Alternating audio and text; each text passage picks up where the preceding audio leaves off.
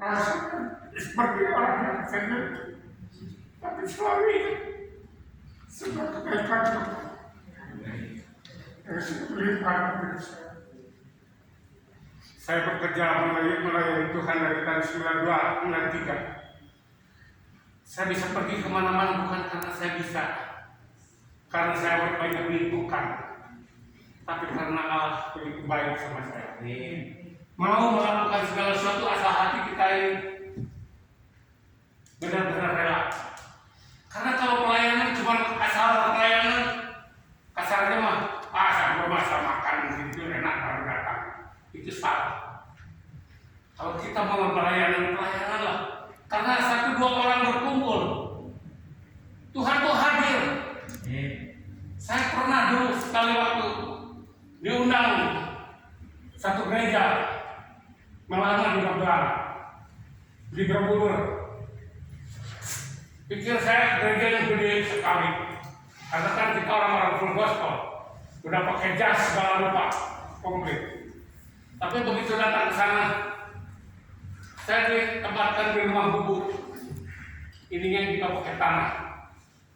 Saya sebetulnya waktu itu benar-benar sebagai orang manusia, saya langsung rasanya kalau ditempatkan di tempat begini, itu manusianya.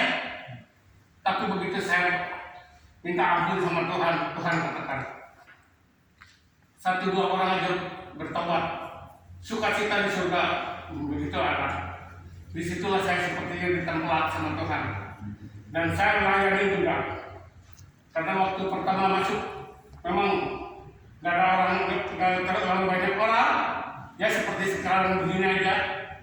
Tapi itu banyak anak-anak segala. Tapi disitulah ketika kita buka firman, mengajak mereka untuk mau melakukan pekerjaan Tuhan, itu semua pada datang. Sampai pendetanya sendiri minta didoakan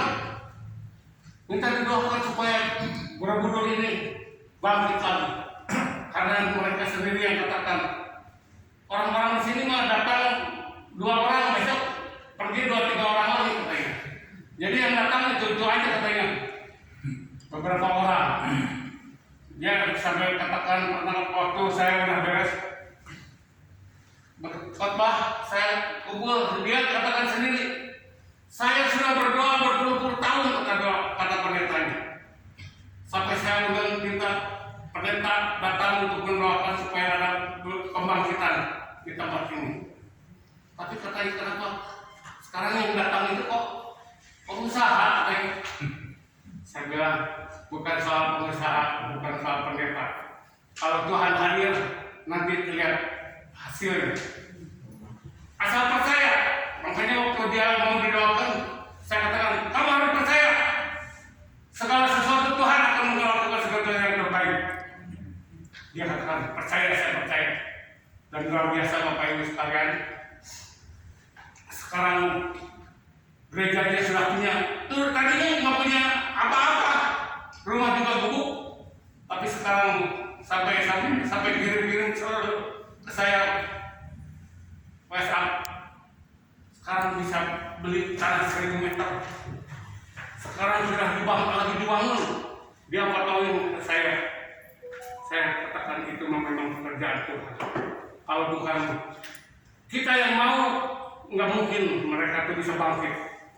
Disitulah kalau kita mau melayani Tuhan ya, Bapak-bapak Ibu sekalian, jangan kita melihat kita sendiri atau lihat orang lalu, kok begitu-begitu, jangan. Karena Tuhan katakan 1-2-3 orang berkumpul aja, 1 orang bertobat, di surga bersukacita. Maka dari itu kita tahu pelayanan, jangan lihat banyak orangnya, sedikit orangnya, tapi lihat diri kita sungguh-sungguh kan. Saya melayani Tuhan ini dengan sungguh-sungguh dan memang luar biasa. Bapak-bapak Ibu sekalian, bisa terjadi sekarang beratus-ratus chapter di mana-mana. Kalau dulu Bandung aja 3 chapter, sekarang udah hampir 100 lebih. Jawa Tengah dulu cuma 1 chapter juga nggak jadi anggota, tapi sekarang udah ratusan chapter lagi. di Bali dulu nggak ada, tapi ketika kita kumpulkan dan chapter dibentuk kembali, sekarang udah puluhan chapter lagi. Nah disitulah kalau kita mau melayani Tuhan dengan sungguh-sungguh, Tuhan yang bekerja bukan kita yang bekerja, karena Tuhan akan lihat orang ini benar-benar melayani Tuhan nggak, dengan hati yang sukacita nggak. Kan banyak orang sekarang lihatnya teh, gua nggak bisa pergi, nggak ada duit, nggak bisa karena segala sesuatu halangan. Biasa setan selalu mengganggu halangan, tapi ketika kita lawan semuanya, Tuhan yang akan bekerja. Sudah saya rasakan semua yang saya lakukan terjadi di mana-mana, dan sekarang chapter-chapter di mana-mana bangkit. Sampai ratusan orang kemarin dan waktu itu, walaupun saya tidak ikut semua karena terbatas satu, dan berkat itu berlimpah-limpah di semua kota-kota yang kita layani. Dan sekarang kita bisa lihat kebangkitan chapter-chapter di mana-mana. Maka dari itu kami menginginkan supaya semua rekan-rekan bangkit juga melayani, supaya yang lain umpama chapter-chapter yang lebih lucu bisa bangkit lagi, supaya Tuhan dipermuliakan, Tuhan diagungkan. Hanya oleh siapa? Oleh kita, anak-anaknya. Bapak-bapak, ibu-ibu siap melakukan semua ini? Amin. Mari kita lakukan segala sesuatu yang terbaik, karena firman Tuhan mengatakan pergi jadikan semua bangsa murid. Itu perintah Tuhan, amanat agung Tuhan bagi kita. Tapi di balik itu, ingat Bapak Ibu, bukan asal perintah Tuhan itu, bukan asal menyuruh aja pergi, tapi di balik itu, aku akan melayanimu sampai akhir zaman, akan memberkati kita sampai akhir zaman.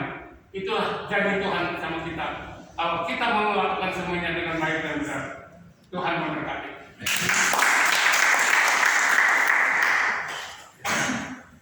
Ya, karena berhubung waktu ya Pak David ya, jadi kita siapkan untuk firman Tuhan.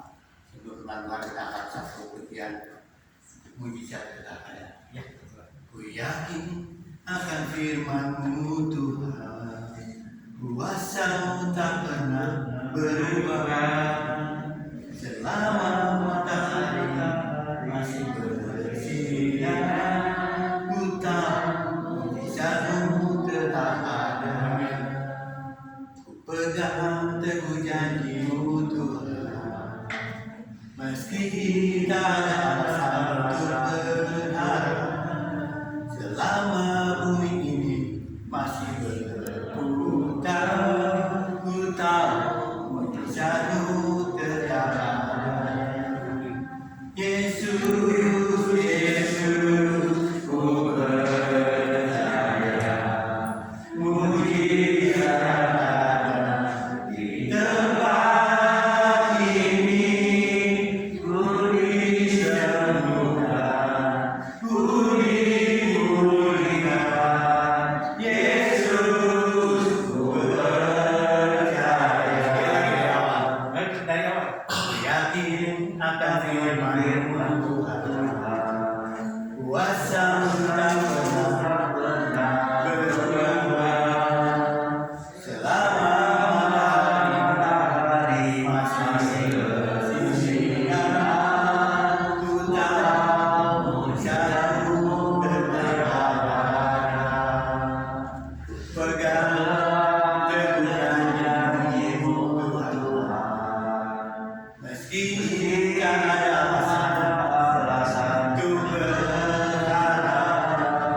Selama bumi ini mesti berputar, ku tahu mujizat-Mu tetap ada. Terima kasih bisa nyanyikan Yesus. Yesus, Yesus, ku percaya mujizat ada di tempat ini. Ku disembuhkan, ku dipulihkan. Yesus, ku percaya. Percaya. Yesus, Yesus,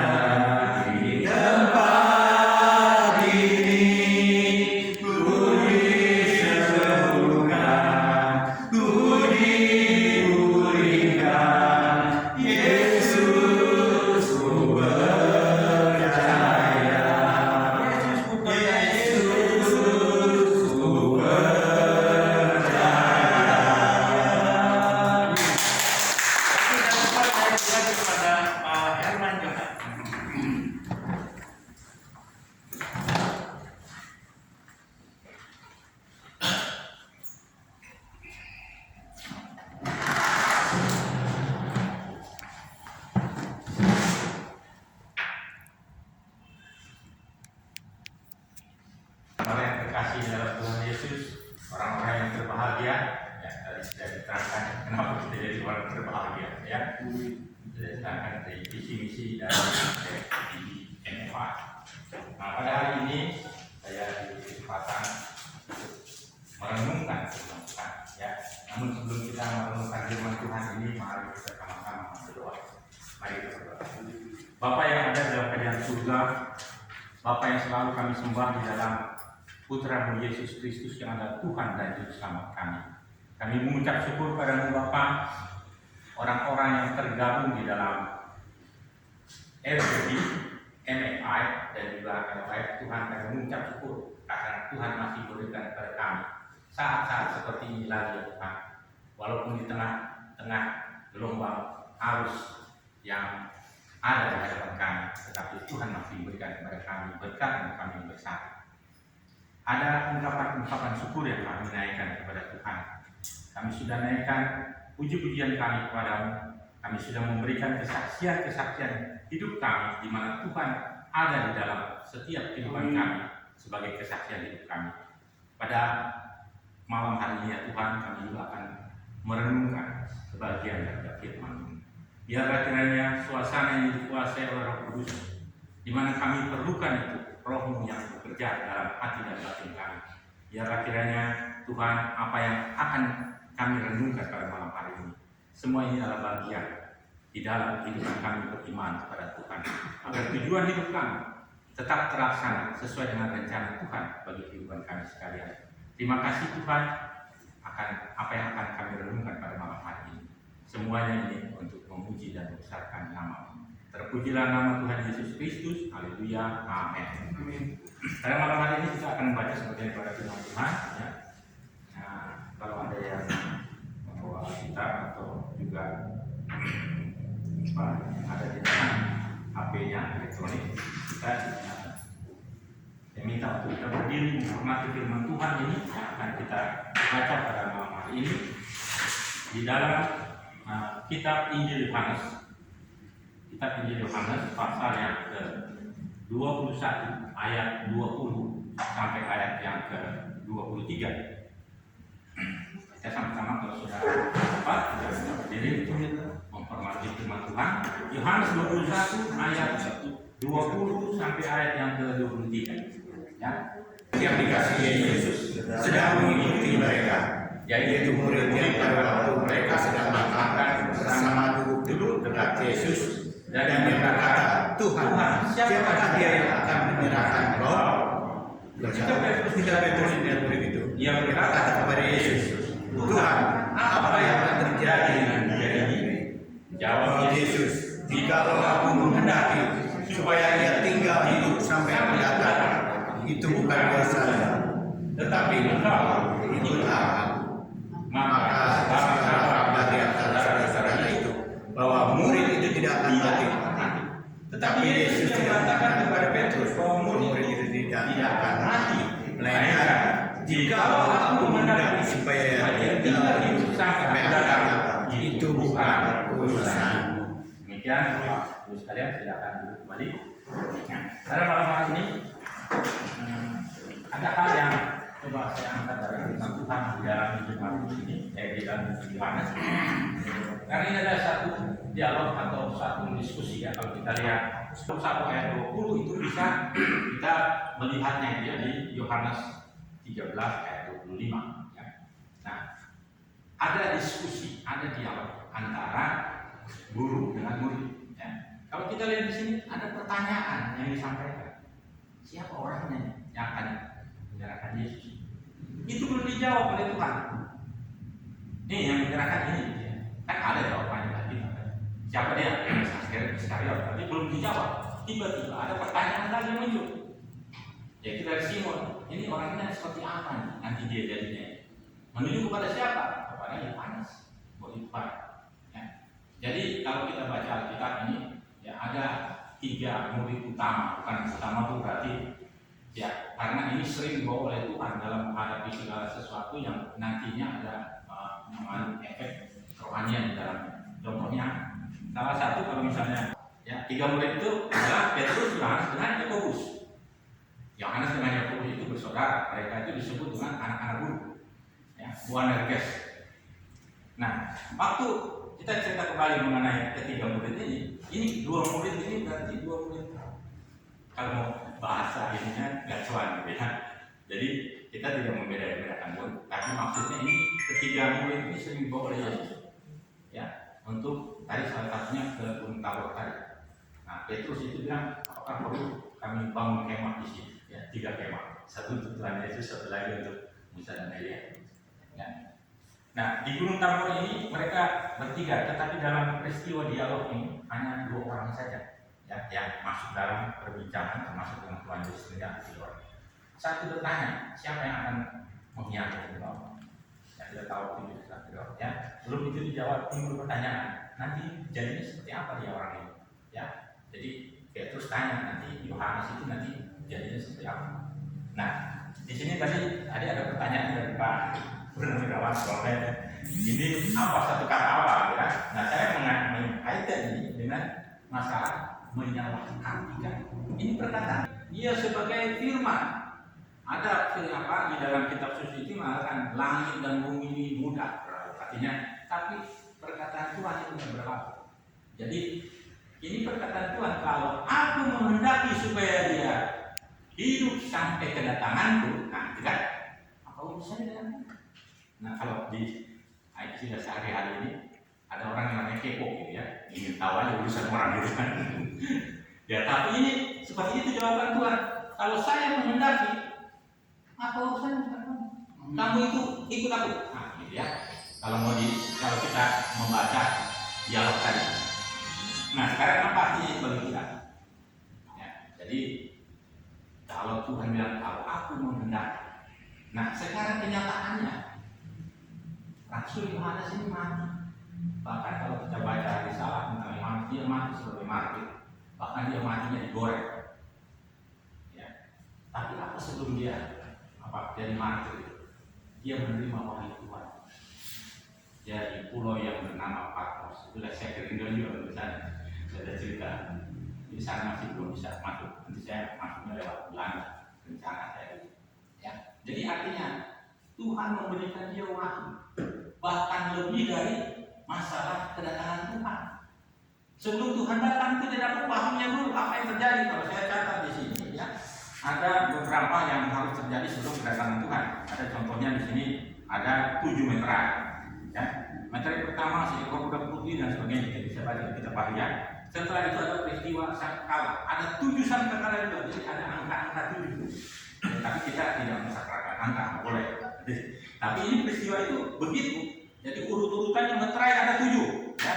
Sangkakala ada 7. Ya. Setelah itu kawan murka juga ada 7. Ya. Jadi sesuatu yang memang Tuhan sudah berikan itu kepada Yohanes. Sebelum kedatangan Tuhan itu akan ada seperti ini. Ya. Sehingga kita pun juga kalau ditanya kepada kita, ya, sebelum kedatangan Tuhan, ya, kita kan tidak tahu kapan Tuhan Yesus datang. Tapi tanda-tandanya saya akan bilang. Ya. Salah satu tanda yang sebentar akan terjadi kegenapan daripada kedatangan Tuhan itu adalah kita ini sebagai Gospel, kata Gospel tadi ya sudah diceritakan juga oleh Pak Rudi, ya, misi dan visi kita adalah menyebarkan Injil tadi, karena full Gospel itu Injil, full itu adalah Injil yang benar, yang full tadi, ya, nggak boleh ada minusnya. Ada tulisnya juga boleh. Nah, kita tahu ada beredar, ada Injil selain daripada Matius, Markus, Lukas dan Yohanes. Ada Injil lain. Nah, kita boleh harus full, artinya full di Injil itu.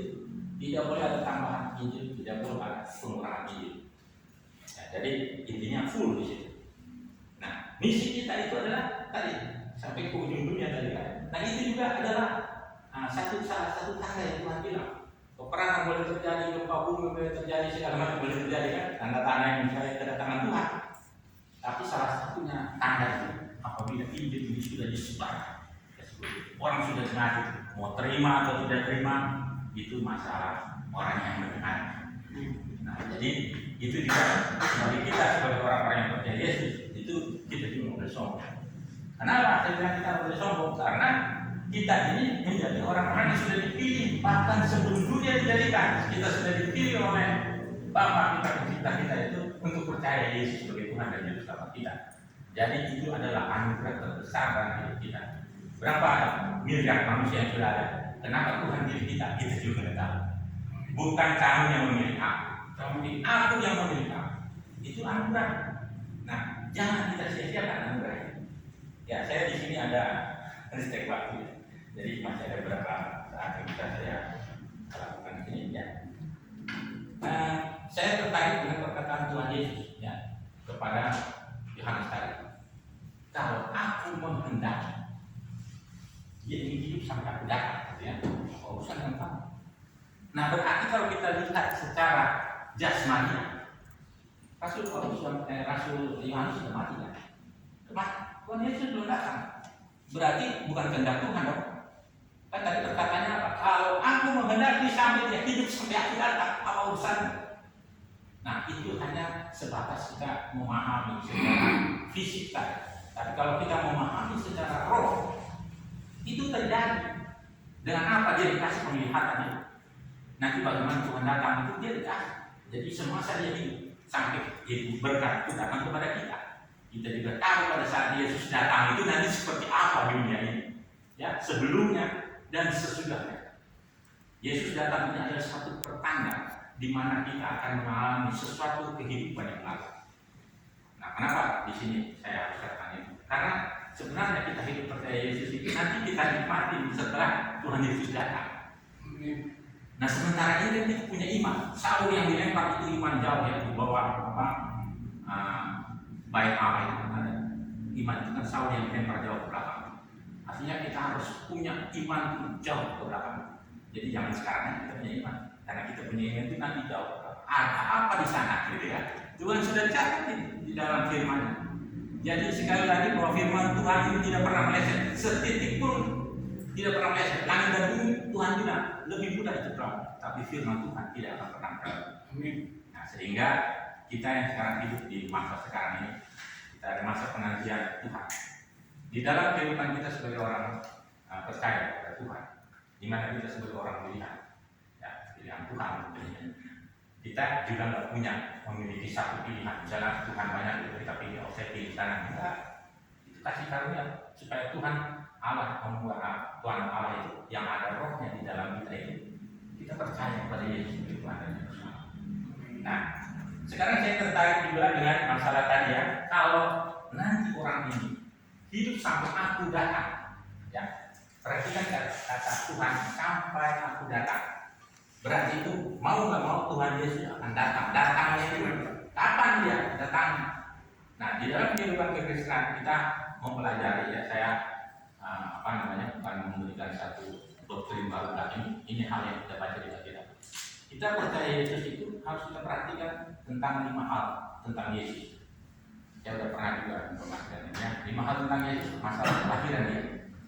Yesus itu lahir di dunia ini tentunya nggak sama dengan kita semua yang ada di sini, nggak sama, beda dia. Kan sama Roh Kudus dengan Roh Kudus ya, itu kelahiran. Jadi kalau orang cerita tentang kelahirannya macam-macam itu kita harus percaya bahwa dia itu memang sama kita. Itu adalah hal yang menjadi manusia. Itulah kelahiran dia di dunia ini. Nah, yang kedua itu tentang apa? Jadi kalau dia lahir, dia tentang saatnya dia mati. Jadi orang lain bilang yang mati yang bersalib bukan Yesus. Kita iman kita tetap percaya yang mati yang bersalib bukan adalah Yesus. Ya. Terus apa lagi yang kita perhatikan? Jadi pada saat dia lahir, dia mati, dia bangkit. Ya, pada saat dia bangkit. Jadi, nah di dalam peristiwa Yesus mati, oke. Jadi dalam peristiwa Yesus mati, itu Tuhan Yesus selain dia memikul dosa. Dan di situ ada perkataan yang dia sampaikan. Jadi nama sebab tadi artinya ya Allahku, mengapa engkau meninggalkan aku? Artinya kan, bagi orang-orang yang mengejek kealahan daripada Tuhan, dia akan mengatakan begini, oh itu bukan Tuhan, kenapa Tuhan panggil Tuhan? Allah panggil Allah. Tetapi peristiwa keimanan kita akan menyatakan bukan seperti yang mereka nyatakan. Karena pada saat ingat perkataan Tuhan, waktu Tuhan masih hidup, Tuhan katakan begini kepada murid-muridnya, aku dan Bapa adalah satu. Ya kan, dia bersatu. Pada saat kematian Tuhan, seluruh dosa itu ditumpahkan kepada dia.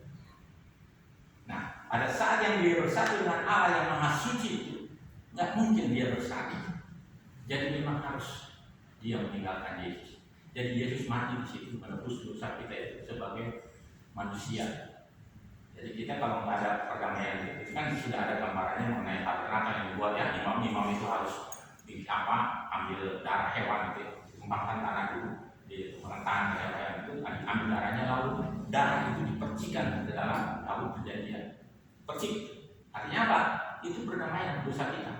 Nah sekarang Tuhan Yesus diberikan contohnya sebagai iman yang sebenarnya. Kalau para imam itu kan besok ada dosa lagi mungkin lagi, dia hanya sekali saja yang membawa darahnya sebagai perdamaian antara kita dengan Allah. Sehingga pernyataan di tiang kayu salib itu benar. Ada beberapa pernyataan Tuhan Yesus di kayu salib, salah satunya tadi Allah. Jadi memang Allah tidak bisa dipersatukan dengan dosa, sehingga memang Allah harus meninggalkan anak pada saat peristiwa itu. Nah sekarang kalau kita lihat masalah tadi kan masalah kematian ya, masalah kematian itu waktu saat Tuhan Yesus mati di sana ada dua orang penjahat ya, entah yang kiri atau yang kanan, yang bilang begini. Salah satunya bilang, kalau kau anak Allah, turunin kami ke sini supaya kami percaya kamu ada Tuhan. Sedangkan yang satu lagi kan bilangnya, ingatlah aku apabila engkau datang sebagai raja. Ya. Nah sekarang kita perhatikan kata dia yang salah satu penjahat, entah di sebelah kiri atau sebelah kanan. Ya. Tapi pernyataan itu ingat aku pada saat engkau datang. Ini masalah peristiwa kedatangan Tuhan Yesus kan. Kenapa dia bisa bilang begitu? Dia orang jahat. Dari mana imannya bisa menyatakan bahwa ingat aku nih pada saat engkau datang? Dari mana imannya datang? Kita tidak tahu, mungkin dari pendengaran atau dari masalah yang lain ya, atau mungkin juga ini karena tersebar ini masalah ini kan. Ini ternyata menurut dia nanti dia akan hidup sampai Tuhan Yesus datang. Padahal di sini dikatakan bukan seperti itu. Nah, dia akan hidup sampai Tuhan Yesus datang. Bukan.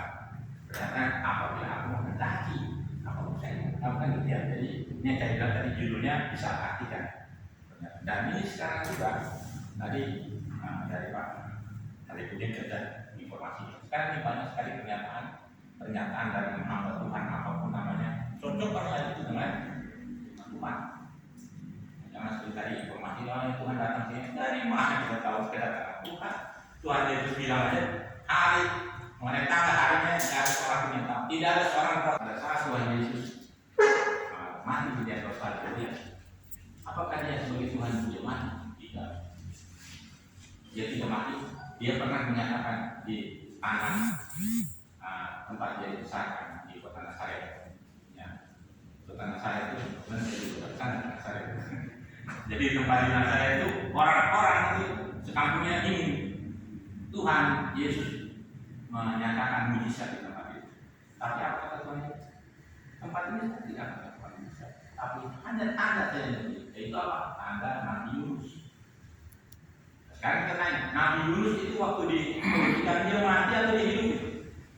Nabi Yunus hidup. Ya kan? Karena dia mengeluh berdoa kepada Tuhan, dibeli sekarang. Akhirnya waktu dia dilemparkan kembali ya, itu ada orang mengatakan itu ikan paus katanya. Itu kan tidak disebutkan itu. Tapi ada hewan paus yang besar yang sehingga waktu dia dikeluarkan dimuntahkan itu sama dengan Tuhan Yesus menggambarkan. Karena itu Tuhan Yesus sendiri yang bilang. Jadi jangan terkejut juga kita yang memang secara dasar Tuhan Yesus ini mati. Tetapi ada di dalam tubuh kita ini, setiap kita ini punya 3 unsur. Yaitu apa? Tubuh, jiwa, dan roh. Biasanya orang hanya bilang aja ada tubuh dan jiwa, tapi rohnya tidak ada. Ada roh kita. Justru itu kalau kita sebagai orang percaya, Alkitab menyatakan Roh Kudus itu diberikan meterai kepada kita. Jadi jangan ragu-ragu kita mengatakan bahwa hidup saya ini ada Roh Kudus. Karena kita percaya, Alkitab menyatakan ada masalah ada Roh Kudus dalam kehidupan kita, itu masalah kita dengan Tuhan. Bagaimana kita menjalani hubungan yang baik dengan Roh Kudus itu dengan Tuhan. Saya dulu pernah bergereja, saya nggak bilang gerejanya, tapi sama juga dengan Pak Iwan bilang saya sering diolok di gereja saya. Karena gereja saya itu ada Roh Kudusnya, gitu kan? Saya juga waktu kecil, saya ikut papi saya Jadi majelis bisa satu gereja ikut saya dengar dulu gereja yang tepat ini Bapak kami tidak ada Roh Kudus. Terus saya berdoa ke Tuhan, tangannya sampai dewasa saya dapat jawaban. Memang di gereja itu nggak ada Roh Kudus Pak, nggak ada. Untuk apa Roh Kudus ada di gereja? Menjadi satpam ya. Roh Kudus itu ada di dalam bait tubuh kita ini. Karena ada lagu anak sekolah itu bilang apa? Aku gereja, kamu gereja. Ini artinya kita ini gereja. Baik apa? Yang di mana Roh Kudus itu diam di dalam kita. Karena itu ada istilah jangan melupakan Roh Kudus itu pada kita semua yang memiliki Roh Kudus sebagai mereka. Nah, bagaimana kemarin ada satu perayaannya tentang hari merayakan Roh Kudus itu yang disebut tadi Pak Arwinda Pentakosta ya. Tapi gereja yang ada sekarang itu bukan Pentakosta Pak, Pantekosta. Yang gereja Pantekosta. Bukan Pentakosta. Nanti baca itu ya. Saya nggak tahu kenapa terjadi. Tapi yang jelas bahwa memang ada hari perayaan itu yang 50 hari tadi ya. Setelah Tuhan Yesus naik, kan Tuhan Yesus kemudian diam kamu di Yerusalem mana-mana. Pada hari itu terjadi dalam pencurahan Roh Kudus. Nah, pencurahan itu sudah terjadi di umat bulan sampai hari ini pun juga kita bisa menerima itu. Ketoklah, mintalah akan diberikan kepada Roh Kudus. Amin. Jadi dia nggak bisa melayang-layang terus tiba-tiba nyamber seseorang, nggak bisa. Tapi waktu kita percaya itu sudah dimeteraikan ke dalam kita. Nah, tinggal bagaimana kita inginkan supaya dia hidup di dalam kita semakin besar di dalam kita dan kita itu semakin kecil. Hati-hati dari Tuhan. Jadi